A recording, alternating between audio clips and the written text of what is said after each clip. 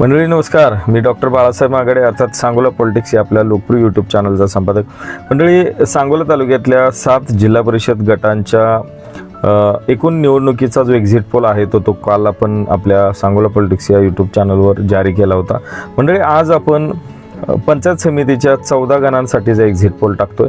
मंडळी, आज दिवसभर मी या 14 पंचायत समिती गणातल्या विविध पक्षांच्या कार्यकर्त्यांशी, काही राजकीय विश्लेषक किंवा पत्रकारितेतल्या काही लोकांशी चर्चा केली, संवाद साधला. काही सामान्य जे नागरिक आहेत त्यांच्याशी आपण संवाद साधला आणि त्याच्या आधारे हा एक्झिट पोल अत्यंत गांभीर्याने आपण या ठिकाणी जारी करतोय. मंडळी, आपण थेट विषयाला सुरुवात करूया, कारण हा व्हिडिओ फार उशिरा मी बनवतोय. दिवसभरातल्या विविध कामांच्या व्यापांमुळे हा व्हिडिओ बनवायला खूप वेळ झाला.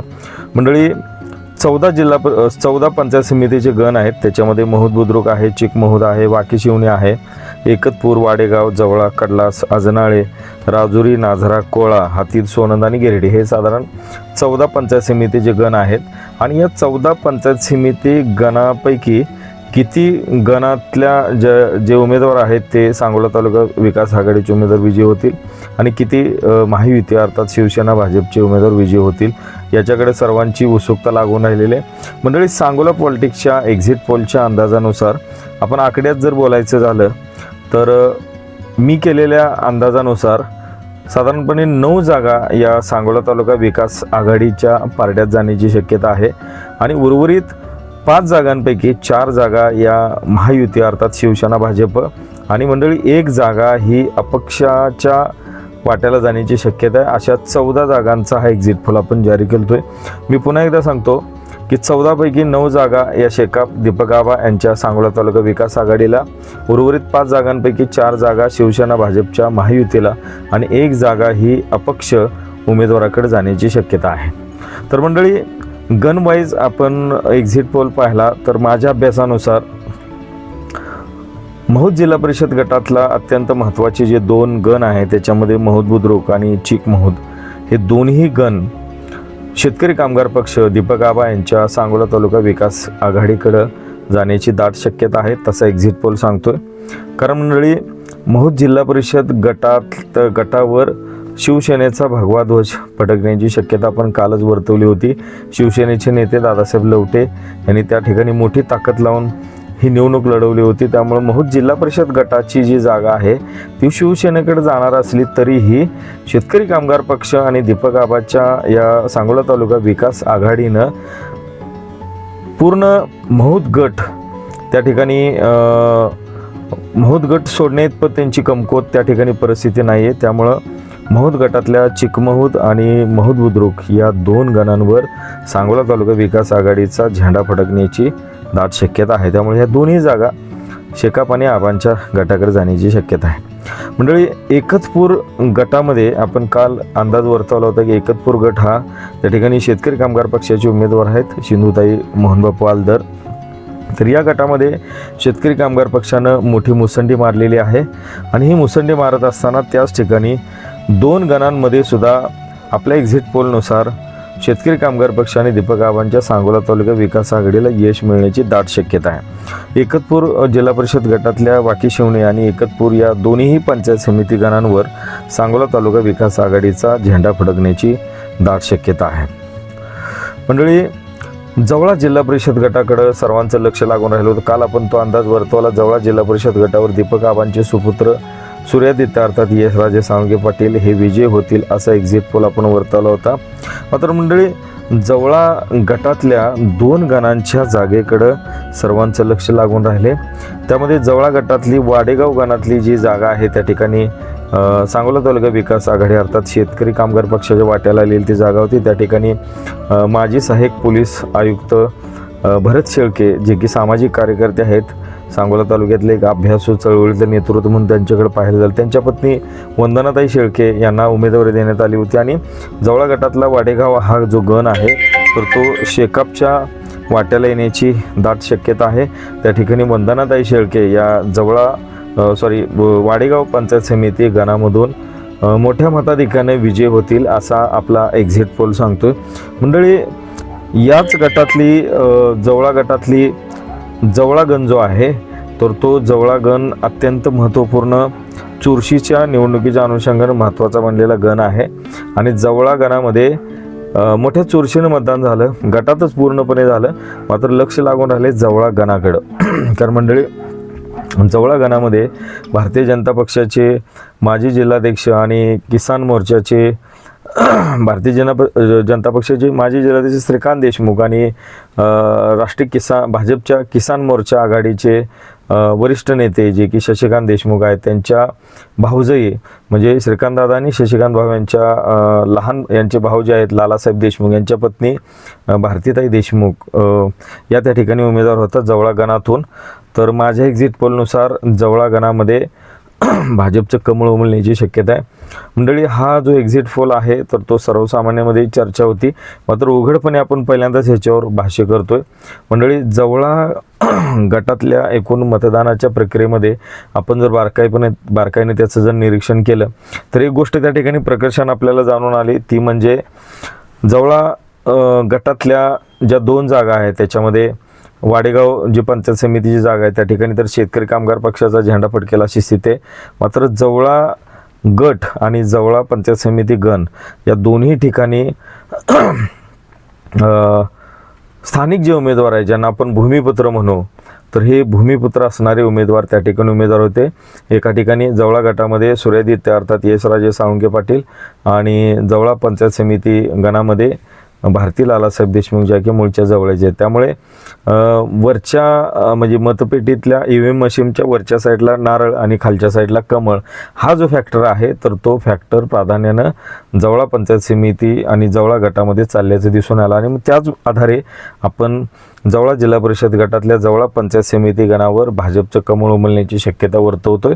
आणि जवळा गटावर तर ऑलरेडी दीपक आबांचे सुपुत्र सूर्यदित्य साळुंके पाटील हे विजय होतील असा अंदाज आपण काल वर्तवलेला आहे.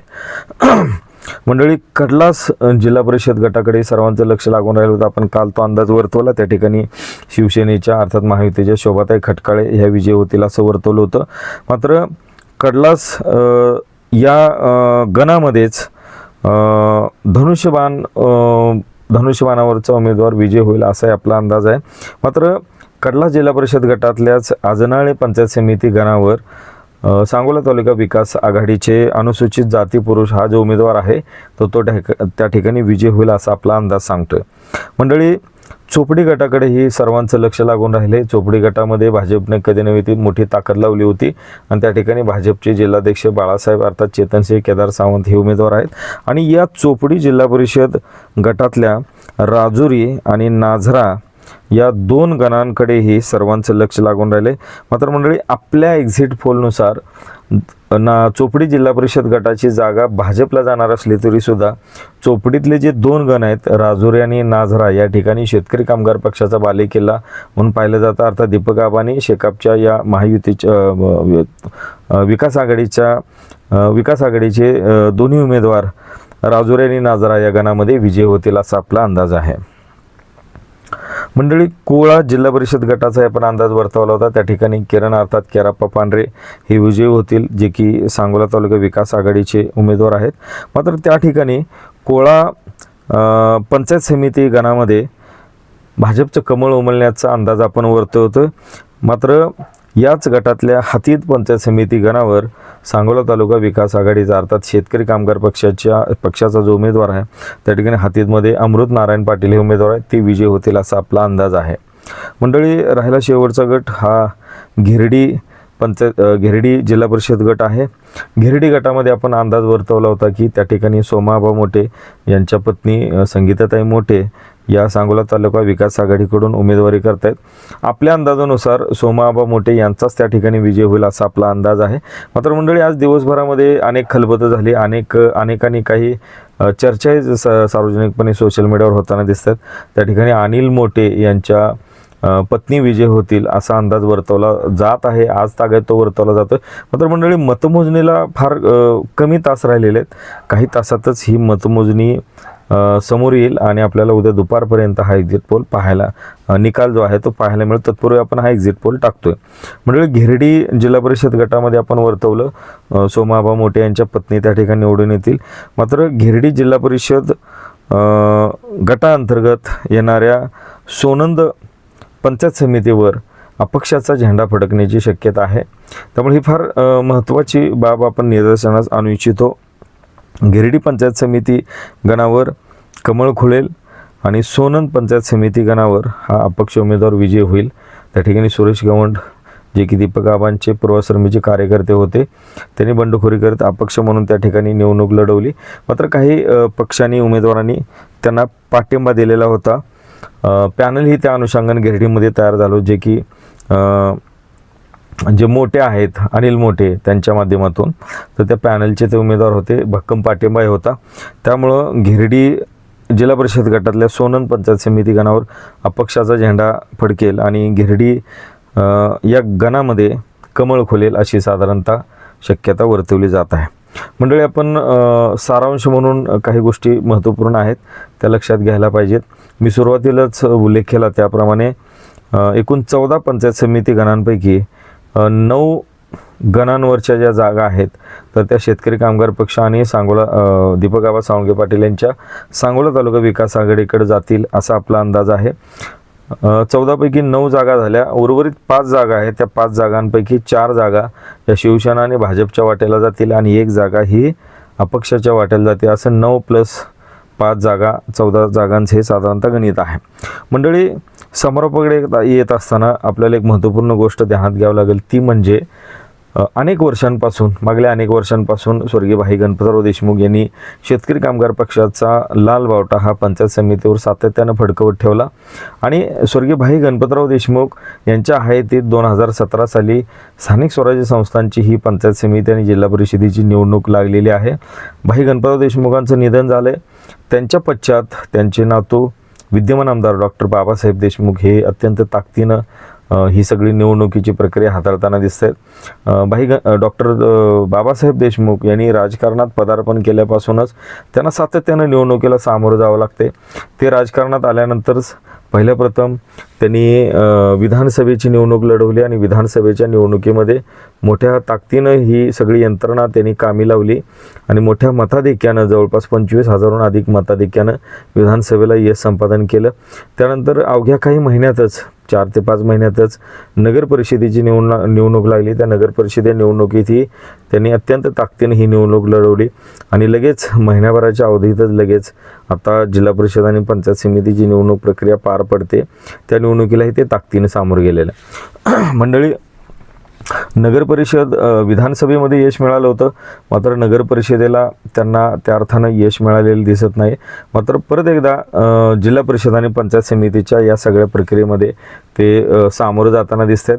मंडळी, शेतकरी कामगार पक्षाचा आजपर्यंतचा राजकीय इतिहास जर पाहिला तर आपल्याला एक गोष्ट प्रकर्षानं जाणवते, ती म्हणजे शेकापचा ज्या वेळेस पराभव होतो त्या वेळेस शेकापचे कार्यकर्ते, जे बहादर कार्यकर्ते ज्यांना म्हटलं जातं, ते पेटून उठतात. त्यांची इच्छाशक्ती उसळी घेते आणि पुन्हा एकदा ते विजय खेचून आणतात. असा आजपर्यंतचा शेकापचा इतिहास राहिलेला आहे. मंडळी, 2017 सालानंतर तब्बल 9 वर्षानंतर जिल्हा परिषद आणि पंचायत समितीच्या निवडणुका होत आहेत आणि या निवडणुकीच्या या सगळ्या घडामोडीकडे पाहिल्यावर एक गोष्ट लक्षात येते, ती म्हणजे विद्यमान आमदार डॉक्टर बाबासाहेब देशमुख आणि माजी आमदार दीपक आबा साळुंखे पाटील, जे की शेकापचे आणि दीपक आबांचे सातत्याने युती राहिलेले, ते दीपक आबा पुन्हा एकदा स्वर्गीय आबासाहेबांचे नातू बाबासाहेबांच्या सोबत एकत्र आलेले आहेत आणि ह्या दोघांनी जी ताकद पणाला लावलेली आहे, या ताकदीच्या माध्यमातून सांगोला पंचायत समितीच्या ह्या मिनी मंत्रालयावर शेतकरी कामगार पक्षाचा लाल बावटा हा पुन्हा एकदा दिमाखात पडकेला अशी शक्यता आहे. मात्र मंडळी, हे चित्र जे आहे ते फक्त आपण अंदाज म्हणून पाहताना याच्याकडे पाहावं लागेल, कारण याबाबतची जी वस्तुस्थिती आहे, वस्तुस्थितीला धरून आपण हे सगळे मुद्दे मांडतोय. मतदारांनी नेमकं मतपेटीमध्ये EVM मशीनमध्ये आपलं मत काय नोंदवले, मतदारांचा वरवरचा कल आपण ऐकून किंवा समजून घेऊन ह्या सगळ्या गोष्टी मांडतोय. मतदारांना नेमकं अपेक्षित काय आहे ते आपल्याला निकालाच्या अंती समजणार आहे. मंडळी, पुन्हा एकदा मी स्पष्ट करतो, एक्झिट पोल हे केवळ माहितीवर आणि अनुभवावर व चर्चेवर आधारित असतात आणि हे एक्झिट पोल 100% खरे ठरतात असं अजिबात असत नाही. मात्र 99% हे एक्झिट पोल खरे ठरावेत असा आमचा स्वतःचा माझा वैयक्तिक अंदाज आहे. आणि मंडळी, त्याचं कारणही अत्यंत महत्त्वाचं आहे. मी नगर परिषदेच्या निवडणुकीच्या वेळेस शहाजी बापूंच्या सभा स्वतः अटेंड केलेले आहेत, त्यांचे प्रचार जी यंत्रणा आहे ती स्वतः पाहिलेली आहे, कव्हरेजही केलेलं आहे. दुसऱ्या बाजूला सांगोला शहर विकास आघाडी जी की दीपक आबा, भाजप, शेतकरी कामगार पक्ष यांची बनली होती, त्यांचंही कव्हरेज केलं होतं. आणि त्यावेळेस मी एक जबाबदारीनं अंदाज वर्तवला होता, तो म्हणजे सांगोला नगर परिषदेवर कमळ खोलणं अशक्य आहे. आणि तो एक्झिट पोल तंतोतंत खरा ठरला होता. मंडळी, या निवडणुकीमध्ये मी प्रत्यक्षात सगळ्याच पक्षांच्या उमेदवारांच्या ज्या प्रचार सभा आहेत, कॉर्नर बैठका आहेत, त्या उमेदवारांच्या मुलाखती असतील, तिथलं वातावरण आहे ते अत्यंत तटस्थपणे मांडण्याचा प्रयत्न केला. आणि हे मांडल्यानंतर एक गोष्ट प्रकर्षानं जाणवली की कुठल्या उमेदवाराची प्रचार यंत्रणा कशी आहे, नेमकं राजकीय वातावरण काय आहे, लोकांचा पाठिंबा किती आहे. तर या गोष्टीच्या आधारे आपण एक्झिट पोल वर्तवतोय. आणि काल आपण जिल्हा परिषदेचा जो एक्झिट पोल टाकला त्यानंतर असंख्य प्रेक्षकांचे मला वैयक्तिक मेसेज आले आणि कमेंट बॉक्समध्ये बऱ्याचशा निगेटिव्ह कमेंट आल्या. मात्र ज्या कमेंट पॉझिटिव्ह आल्या तर त्या खूप ऊर्जा देणार आहेत. कारण मंडळी, निगेटिव्ह कमेंटला आपण त्यांचा हात धरू शकत नाही आणि तो कमेंट बॉक्स एनी टाईम आपला उघडा असतो. आपण कधीही कमेंट डिलीट करत नाही आहे. लोकांना जसं मला मत मांडण्याचा अधिकार आहे, लोकशाहीने दिलेला लोकशाहीचा चौथा स्तंभ म्हणून आपण त्याचा जबाबदारीपूर्ण वापर करतो, तसाच आपल्या प्रेक्षकांना किंवा सर्वसामान्य जनतेला सुद्धा स्वतःचं मत मांडण्याचा आणि तेही आपल्या चॅनलवर येऊन भले मला शिवाय जरी दिल्या तरीसुद्धा त्यांचा तो अधिकार आहे आणि तो अधिकार आपण हिरावू नये अशी माझी वैयक्तिक भावना आहे. त्यामुळं मी स्वतः अशा निगेटिव्ह कमेंटला कधीही नाकारत नाही आहे. त्या कमेंटमधून चांगलं काय घेण्याचा तो प्रयत्न करतो. त्यामुळे मला ज्या काही काल कमेंट आल्या जिल्हा परिषदेच्या 7 गटाच्या संदर्भातला तो जो एक्झिट पोल आपण दिला तर त्याचं अनेकांनी कौतुक केलं. कारण आपण त्या एक्झिट पोलमध्ये जी काही वस्तुस्थिती दाखवली होती ती वस्तुस्थिती लोकांना पटणारी होती. आणि त्याच आधारे आज आपण एवढा वेळ घेण्याचं महत्त्वाचं कारण म्हणजे दिवसभर आपण 14 पंचायत समिती गणातल्या अनेक कार्यकर्त्यांशी, मतदारांशी, सर्वसामान्य नागरिकांशी, उमेदवारांशी प्रत्यक्ष चर्चा केली, काही राजकीय जाणकारांशी चर्चा केली आणि त्या चर्चेच्या नंतर आपण हा एक्झिट पोल जारी करतोय. मी परत एकदा सांगतो की 14 पंचायत समिती गणांपैकी 9 गणांवर सांगोला तालुका विकास आघाडीचा नारळ फुटेल, अर्थात त्यांची सत्ता येईल. आणि उर्वरित 5 पैकी 4 ठिकाणी भाजप, शिवसेना, महायुती आणि एका ठिकाणी अपक्ष अशा पद्धतीने पक्षीय बलाबल राहील. मंडळी, हा व्हिडिओ कसा वाटला आपल्याला याबाबतच्या कमेंट नक्की करा. आणि मंडळी, एक लक्षात ठेवा, उद्या सकाळी 10 वाजल्यापासून जी मतमोजणी होत आहे तर ती मतमोजणी लाईव्ह स्वरूपात किंवा रेकॉर्डेड व्हिडिओच्या स्वरूपात, अपडेट स्वरूपात आपण आपल्या सांगोला पॉलिटिक्स या यूट्यूब चॅनलवर नक्की पहा. आपलं प्रेम असंच राहू द्या. आपण इथंच थांबतोय. धन्यवाद. आपण सांगोला पॉलिटिक्स यूट्यूब चॅनल जर पहिल्यांदा पाहत असाल तर नक्की सबस्क्राईब करा आणि तालुक्यातील प्रत्येक बातम्या, ताज्या घडामोडी काही क्षणात जाणून घ्या.